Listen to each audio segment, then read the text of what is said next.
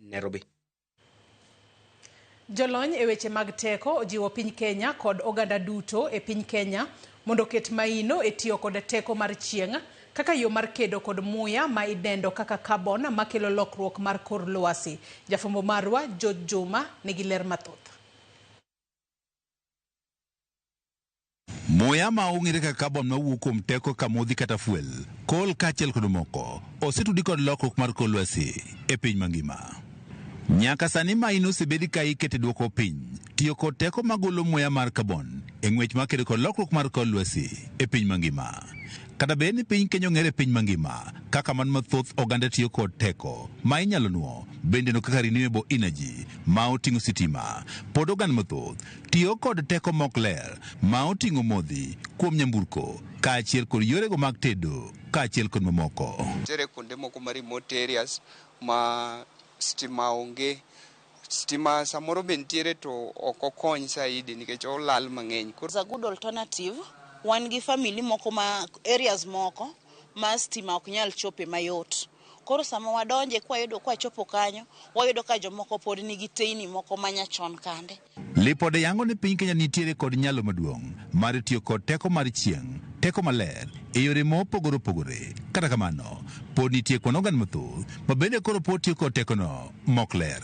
Oganda mathoth pod tedo kaachiel kod ido ler ka gitiyo kod teko mok ler kaka tach nyangile, yien kaachiel kod moko. Ne wacho kata sirkal marwa ni gitem matek mondo wabed gi sola gi mang'eny kata gi stima, lakini mosho sola nikech sola aero ni en gimoro ma ok kel lal ahinya. Solar is very clean energy. Without it reduced significantly for the carbon, inverse, emitting.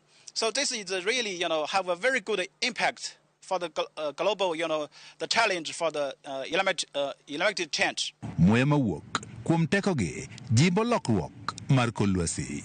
Jolony weche mag teko maler ma oting'o chieng' Jacksum ma tiegruogno mar Pivista e bade mar Afrika wach ni maino nyaka koro keti e tiyo kod teko mar chieng' kaka yo mar kedo kod muyano mar carbon ma koro kelo lokruok mar kor lwasi. Solar, I think, is the final solutions and the only solutions for everybody, go to next century, next decade. You see, the traditional energy is really not sustainable. So it, change the climate, big pollution, and destroy our nature. You see, if we want to enjoy the life, enjoy the nature, in the next decade, next century, we must switch to solar. Sum wacho ni piny Kenya nitiere kod thuolo maber mar tiyo kod teko mar chieng' kendo ber ka koro piny owacho kaachiel kod oganda keto maini tiyo kod tekono mar chieng'. Kenya, we can say, is a very rich country. First, it's rich in solar. You see the sunshine. Normally, you see the same size solar panel in China. It can generate electricity, but in Kenya, it can generate double.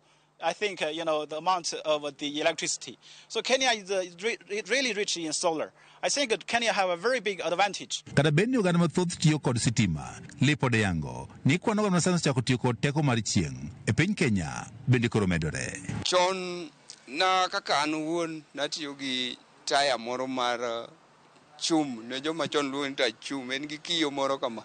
Lakini kaka sani to koro nikech an gi taya mar Pivista kendo sola maliel throughout, onge gimoro no sim, oliel 24 hours. Juma, Ramogi TV, Migori. Alliance Française kar tiegruok mong'ere gi puonjo dho